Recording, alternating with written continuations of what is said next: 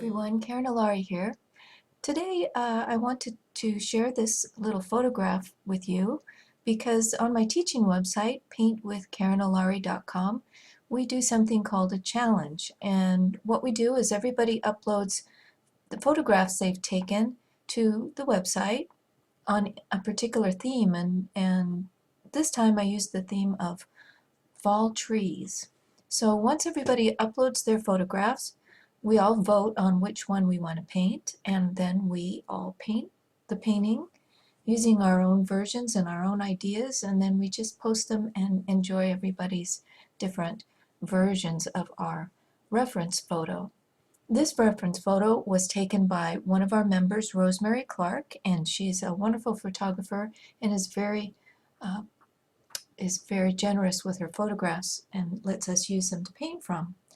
So what I wanted to show you today is how I would take this reference photo and reformat it in order to paint it.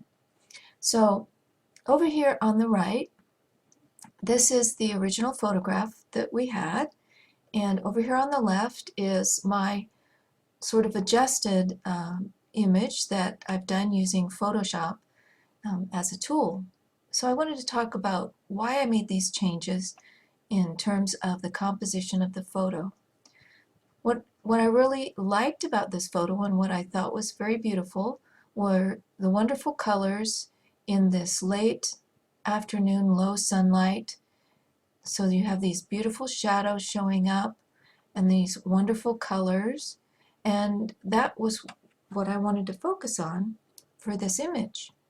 So the first thing I did was to recrop the image, and I chose an 18 by 24 inch format. You could choose whatever format you are planning to paint on, whatever size your canvas is, but I decided to do an 18 by 24. And when you crop something using Photoshop, it will end up, you can choose to have it put a grid on it, onto the picture. And that's a grid that cuts the image into thirds horizontally and vertically. And that's a compositional tool that we use called the rule of thirds. And when you do that, you want to put areas that are your focal point on where the lines intersect on the thirds, and you want to put your major elements along those thirds lines, as opposed to putting things right in the middle. So that's just a tool that I use a lot to help me in composing. So the first thing I did with this was to raise this mountain line so it was roughly along this top third line. As you can see here in the original photo, it's further down on the page. So I did that, and then I also added some more space so that this whole field area here was in the bottom third. I gave us a little more breathing room here before we got to the building. You can also notice that I added some area over to the left of this building in order to put this area right here where you have these beautiful colors, these crisp shapes and the crisp shadows. This area right here is my focal point. You have the most contrast, light to dark, and the most interesting detail. So I put this area here on this third line that would be running this way through the image, and that was the first step that I took.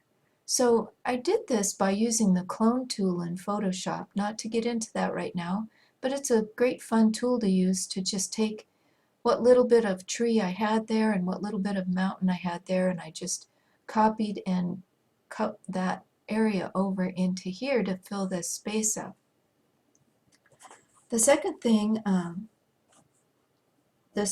did was, you'll notice in this image, this tree is green. So you have just this band of the yellow trees going across here. And I like the concept of bringing the yellow more down into the image some more, so that became a pathway for your eye to follow, kind of going up and down and traveling through the image with the yellow. I also didn't like this straight line that was created here, kind of by the trees. So you can see I dipped that down, pulled the sky back into there, and got rid of most of this lighter green and just left a dark green tree back there to sort of set off the yellow better. Remember, this side of the tree is the shadow side and this side is the light side. So you got to keep that in mind when you're doing those kind of corrections. So I did that with this tree that I created and this tree, giving it a light side and a shadow side like the rest of the images. The next thing that I did was I decided to add a path. So in this image you can see the fence goes all the way across and creates kind of a barrier. Doesn't bring us into the image or create any welcoming area. So I created a path going into the image and I just deleted this area of fence. So it wasn't blocking us from going into the image. The next thing I did was add some interest in the foreground, just a few bushes using some of the colors just to show that this is foreground area, so you're going to see a little bit more detail in this area. The next thing I was thinking about is if this here is my focal point, this area here was competing too much with that focal point. And it was doing so because this was basically our darkest dark and our lightest light in the whole image. And whenever you have that high contrast, dark and light, the eye is going to go there first. And I didn't want that to happen. I wanted this to be sort of a secondary focal point, but I didn't want it to compete with this focal point. So you can see what I've done is just darkened this whole area, put it more in shadow. I extended the shadow onto the roof out, and I just darkened this whole house so that you can see now it just kind of relaxes into the background and doesn't catch your eye first. I also darkened this area here, which was very light, and made it more of the blue of those background mountains. Just again I want this to be kind of a secondary focal point, but not compete with this area. I want this to have the darkest darks, the lightest lights, and the most interest in detail over here. The other thing I did was, you can kind of see that this tree, I think that they've topped it and quite a bit, so it just looked awkward to me with how large this trunk was in comparison to how small the tree was. So I just thinned out that tree trunk a little bit and made it a little more graceful, hopefully. In the same way, I took out this branch, which is kind of awkward, and just made this more foliage without that large branch in the way. So the only other thing that I did was, if you can see in this image, there's sort of a second picket fence behind the first fence, and I just felt like that was a little confusing and a little extra. I didn't really need it. There's also a vehicle here of some sort, so I just again used my clone stamp tool and took out that secondary fence and just made it more simple and more of an edited version. So that's pretty much all I did. My main concept was to create one solid focal point with a secondary focal point to create some more graceful lines and movement for your eye to follow, to get away from this sort of strong horizontals that were created in this image.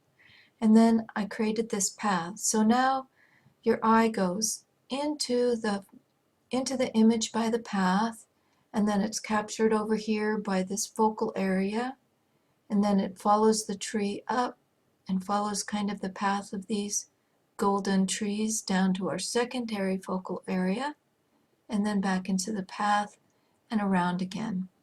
So those are some changes I would make.